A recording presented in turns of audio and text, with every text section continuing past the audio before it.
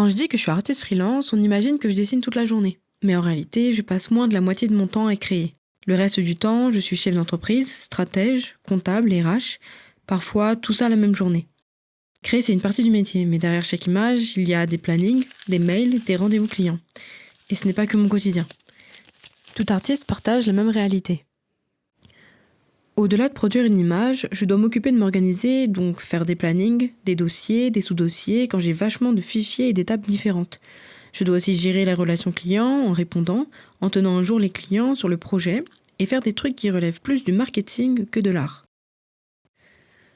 On peut citer la pluridisciplinarité du métier. Le graphisme ne se résume pas à être sur un ordinateur toute la journée à faire des affiches. Concernant la céramique, on a tendance à penser que cela se résume aux pièces utilitaires, les bols, les assiettes, etc. C'est un travail 360. Avant, il y a la feuille graphique, puis ça va de la prise de brief avec le client, les recherches graphiques et moodboard, le choix d'un thème, d'un univers, le choix des typographies, des couleurs. Les gens ne comprennent pas toujours que les réseaux sociaux est un intérêt professionnel très important. J'ai trouvé plus de la moitié de mes clients avec les réseaux. Donc je conçois le fait de poster comme une partie de mon travail. Aussi, comme je travaille de chez moi, selon mon propre emploi du temps, en freelance, on peut avoir l'impression que je suis au chômage, alors que je travaille beaucoup pour pas beaucoup d'argent. Oui, en tant qu'artiste, je dessine. Je fais du storyboard, j'anime en traditionnel, je peins, je prends des photos. Je peux passer des heures sur une animation à la gouache, à ajuster un mouvement, une lumière, un détail presque invisible. Et comme ces périodes sont intenses, j'ai l'impression de créer tout le temps. Mais la réalité est plus nuancée. La création ne commence pas quand un projet arrive, elle commence bien avant. Je peins presque chaque semaine ou chaque mois durant les périodes de rush. J'essaie de trouver le temps pour pratiquer le dessin de nu, je vais voir des expositions, je prends des notes, croque ou enregistre tout ce qui peut m'inspirer.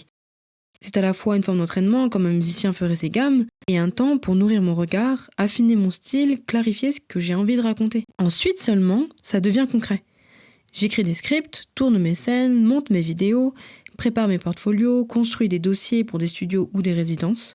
Même traduire mon site en anglais devient une extension de mon univers. Au final, cette partie créative représente environ 40% de mon temps. Chaque minute passée ici construit mon univers visuel et la qualité de mes projets. Puis il y a la gestion, qui prend 30% du temps. Rassembler les factures, recalculer mon TJM, faire des devis, relancer les clients, les rendez-vous clients, postuler pour des postes en studio d'animation, etc. Même si ce n'est pas créatif, c'est ce qui me permet de continuer à créer. Et parfois, je repousse la comptabilité parce que après une matinée ou une journée de travail, de bénévolat ou de création, je n'ai plus d'énergie. Je fais une petite parenthèse ici parce qu'il y a une partie du métier dont on parle peu, la gestion du temps.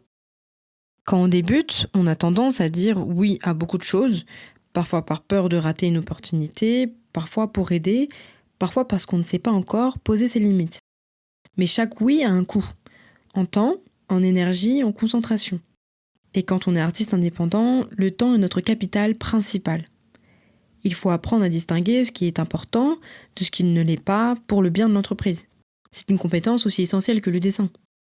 Si tu es en train de construire ton activité, retiens ça. La création n'est qu'une partie du métier. Et pour durer, il faut aussi développer des qualités concrètes. Il faut de la polyvalence, de la rigueur, de l'autonomie, construire un réseau, et il faut aussi de la résilience. Si tu veux aller plus loin, j'ai rassemblé ces piliers avec des exemples dans un PDF pour t'aider à structurer ton activité. Il est en description, c'est gratuit. Fin de la petite parenthèse. Ensuite vient la stratégie business, qui me prend à peu près 20% de mon temps. C'est-à-dire trouver des clients, réfléchir à mon positionnement, retravailler mes offres, ma communication, etc. C'est un travail stratégique qui nourrit la création. Sans ça, aucun projet ne peut exister sur le long terme. Et enfin, les 10% restants. C'est-à-dire tout ce que personne ne voit, le poids des projets et du quotidien. Par exemple, les devis refusés, les projets qui n'avancent pas, les délais serrés. Parfois, je peux avoir des semaines où je travaille beaucoup, sans mission rentable. Alors j'investis sur moi, j'apprends, je structure mon entreprise, je prépare le terrain. Être artiste indépendant, ce n'est pas attendre qu'un projet arrive, c'est construire la suite pendant que personne ne regarde. C'est faire tourner son studio, mais seul. Au final, je crée moins que ce que les gens imaginent. Malgré tout ça, j'ai l'impression de beaucoup créer, parce que je reste des heures sur mes animations ou mes illustrations. La création n'est jamais qu'un chiffre d'heures, c'est un état d'esprit, une intensité. Regarde autour de toi. Combien d'artistes travaillent dur, mais s'épuisent parce qu'ils n'ont jamais structuré leur activité, Poser ses bases, c'est se donner de l'air pour créer et durer. Être artiste freelance n'est pas juste créer, c'est gérer, réfléchir, décider, tout en gardant un cœur d'artiste.